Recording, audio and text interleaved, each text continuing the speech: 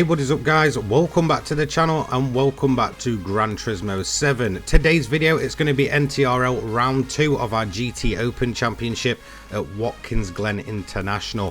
One of my personal favourite tracks and definitely the best track we've had post launch for Gran Turismo 7.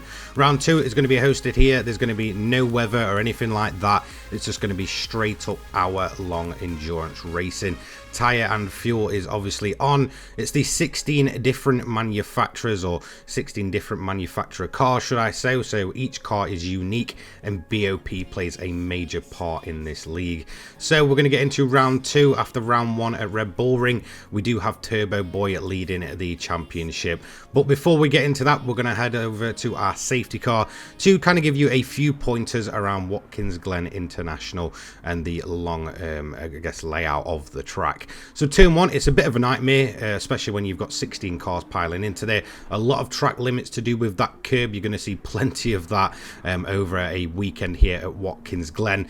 And then you've got the big long run up the hill before getting onto the main straight. And then we'll go into our second notorious and probably the most notorious part of the track really, the bus stop chicane. Again, plenty of time penalties to pick up here if you get it wrong. And if you do get it wrong, expect to get the sweeping right-hander all wrong and probably expect to basically be facing the wrong way. It is a bit of a nightmare if you get the bus stop wrong because you've got another right-hander straight after that. Then we go downhill a little bit into a bit of a blind left-hander. Again, you really need to line up the car properly, which the safety car really didn't do. But yeah, overall, again, plenty of time to be either made up or lost into that left-hander, and it's almost blind. Before we get into another blind one, this time we're going right and uphill as we begin to kind of ascend back up after going down once again. And then you've got the big back straight leading to another notorious turn, and one that's again a bit of a biggie for track limits, the right-hander here. Now you need to kind of sweep it out wide. If you don't, you won't be lined up correctly for the top of the hill, but you can get track limits there. And then we have the blind top of the hill left-hander. Again, plenty of different lines to take through there.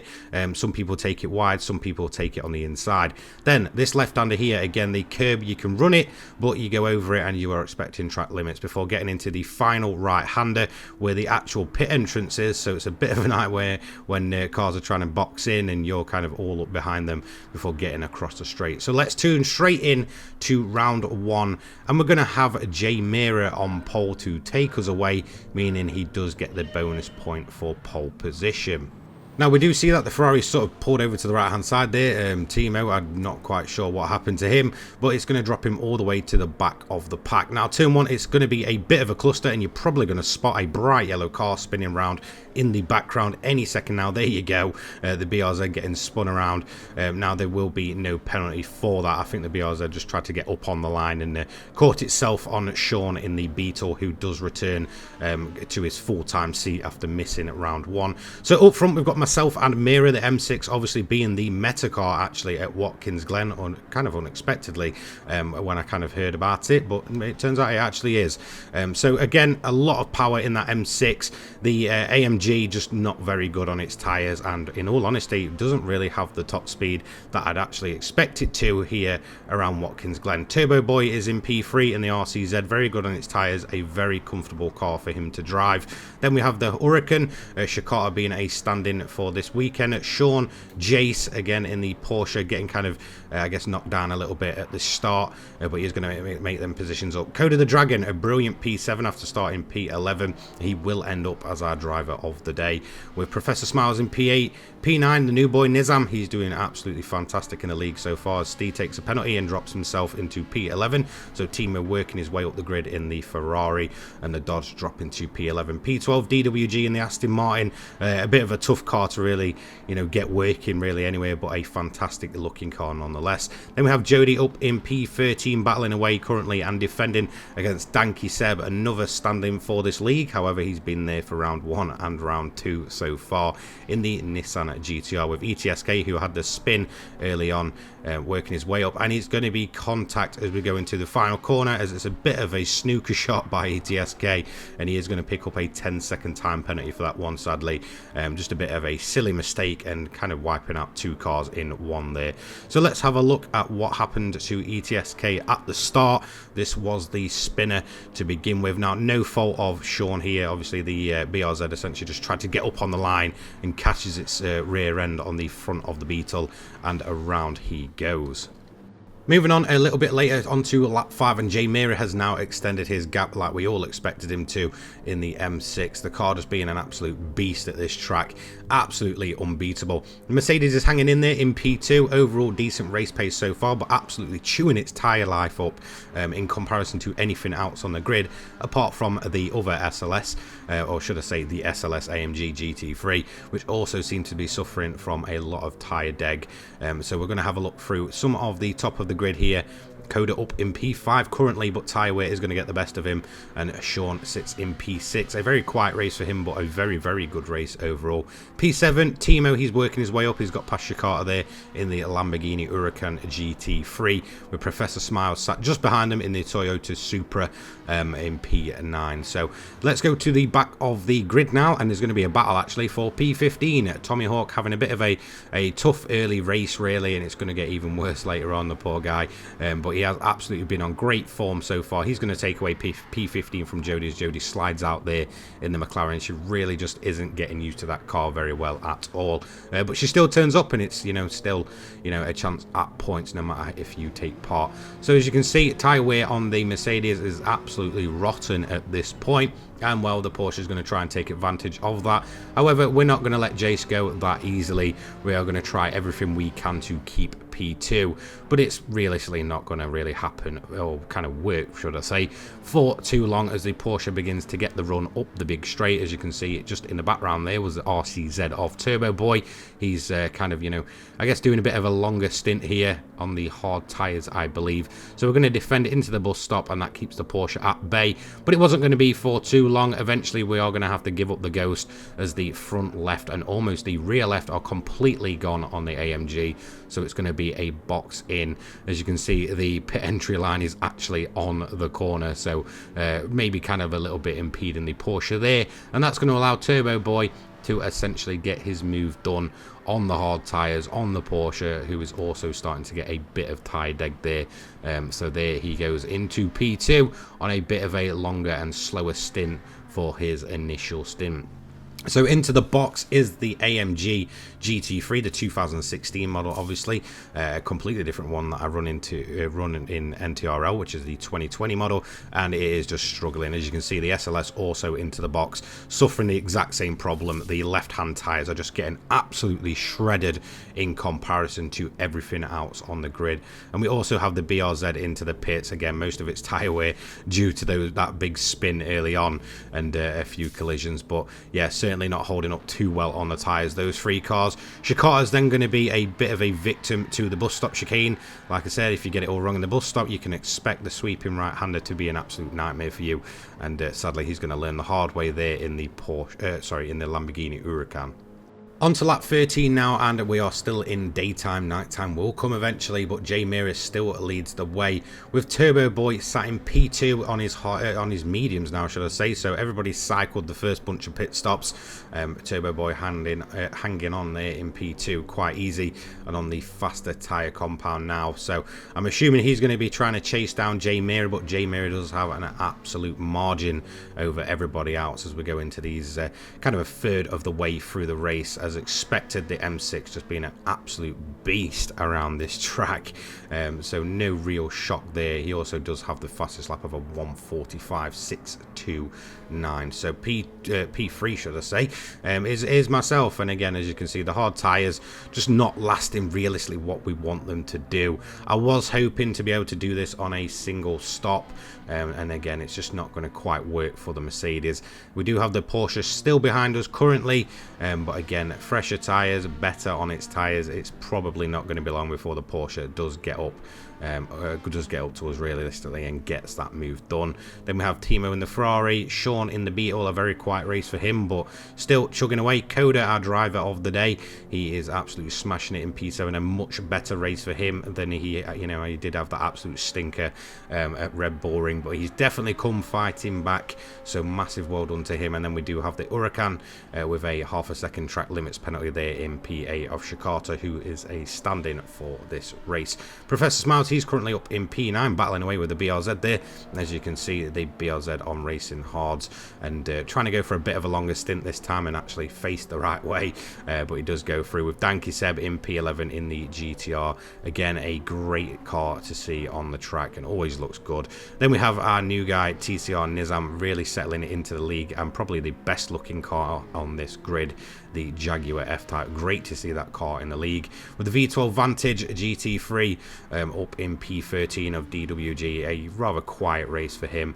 Tommy Hook, he continues to try and chug up the field in the Corvette. Again, the guy's been on absolutely insane form recently, much more consistent this season.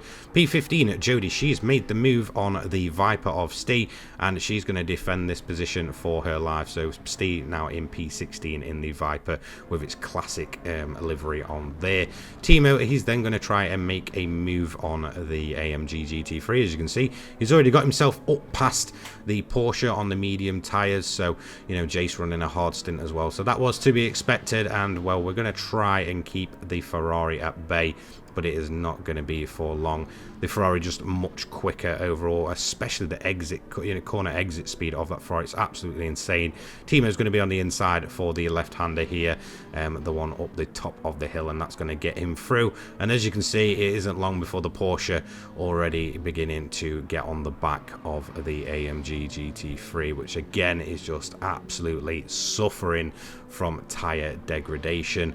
So at this point, we're trying to save fuel, go as long as we can on the hards to reduce, you know, the amount of pit stops we're going to have to do, or else we'll probably end up doing about 4 or 5 if we were absolutely shredding through these tyres as we reach towards the halfway point at Watkins Glen.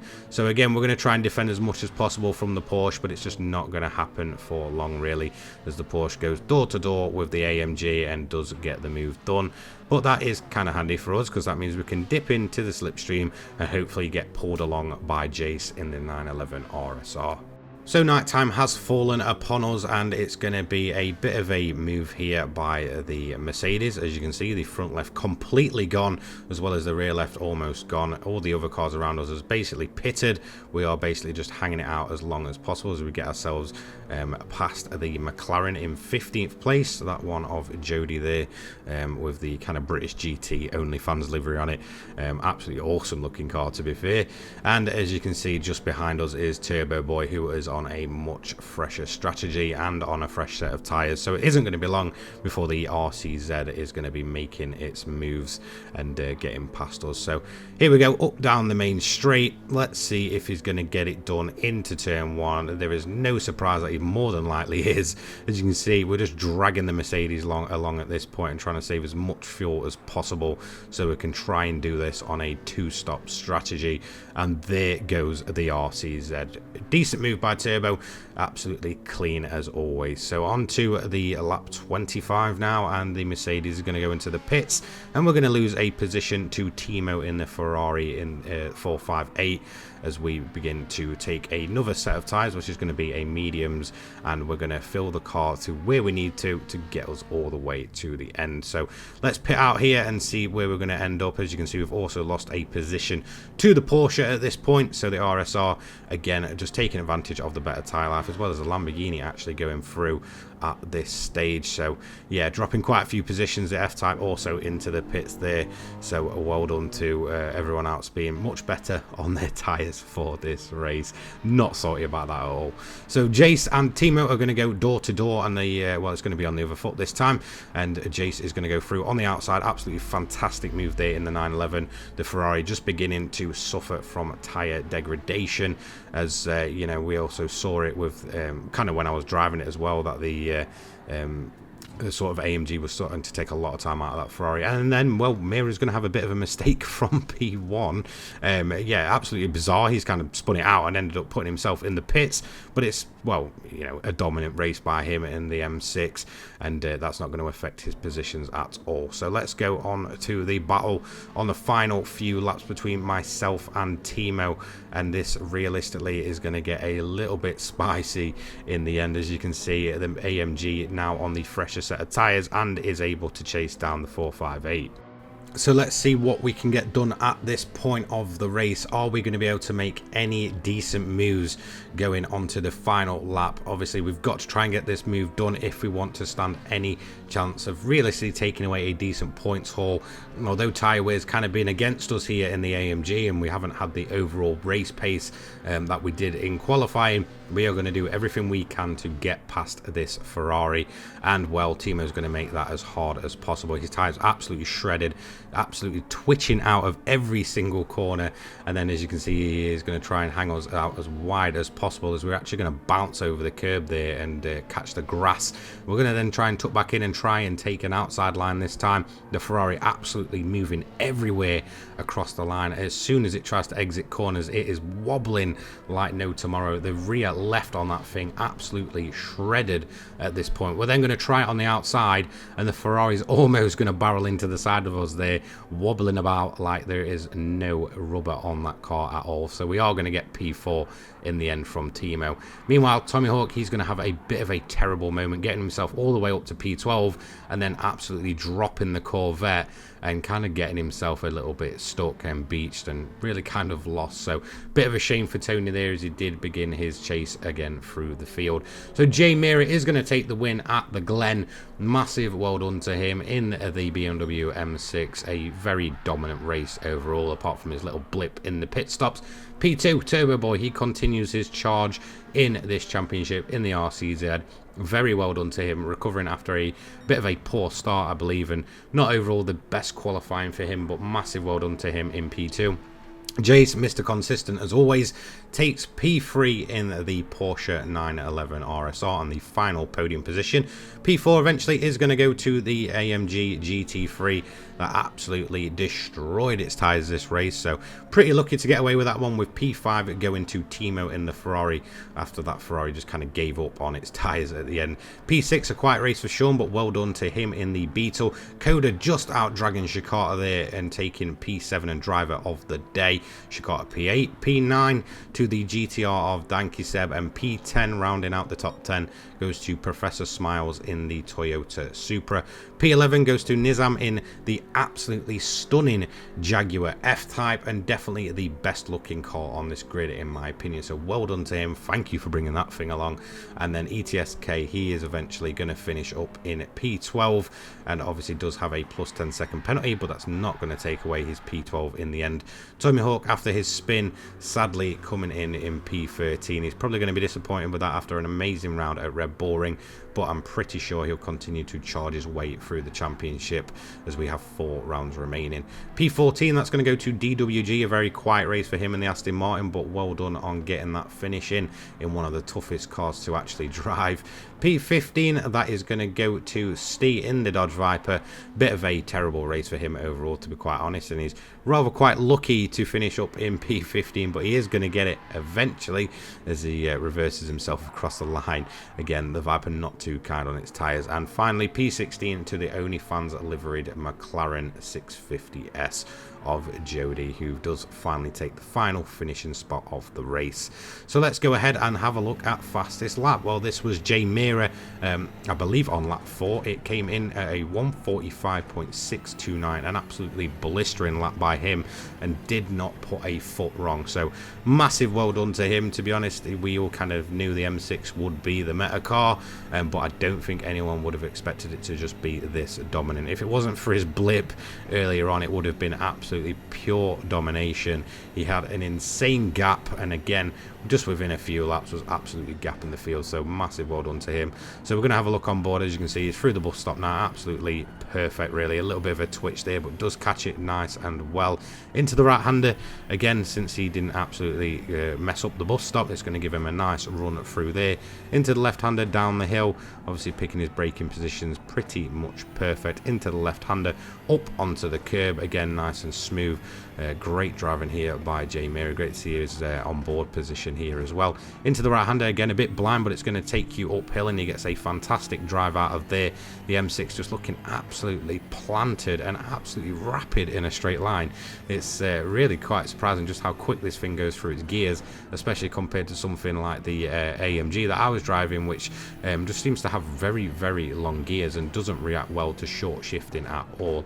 Into the left-hander, again, it's a little bit blind. He takes a nice line through there, up onto the curb, using all of the track before going into the final two corners. The left-hander, is he going to keep it within the track limits? Well, of course he is. It's this fastest lap up onto the curb, switches back across into the right-hander, and then back down the main start-finish straight. So massive well done to Jay Mira. Fantastic lap and a great race for him in the M6. It's definitely a race that he needed after having a bit of a stinker in the opening round. So there we go. Obviously our driver of the day goes to Coda the Dragon, so big shout out to him. Massive improvement over his first round, and it's great to see him doing so well. So let's have a look at the points table. P1 Turbo Boy 50 points, P2 Mira 44 points. He's going to be equal with Jace on 44 as well. Timo 39, myself 32, P6 Professor Smiles 25, Coda the Dragon 22 now after his result. P8 Viper, who wasn't here for this round, on 19 points. Sean takes 17 points in his first race and a P6. Great race by him.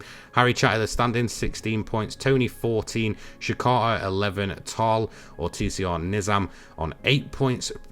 Archangel in P14 on 5. Stee again on 15th place with 5 points. He is also level with ETSK and DWG. He's in P17 with 4 points, and Jody in P18 with 0 points. I'm sure she'll get some on the board pretty soon.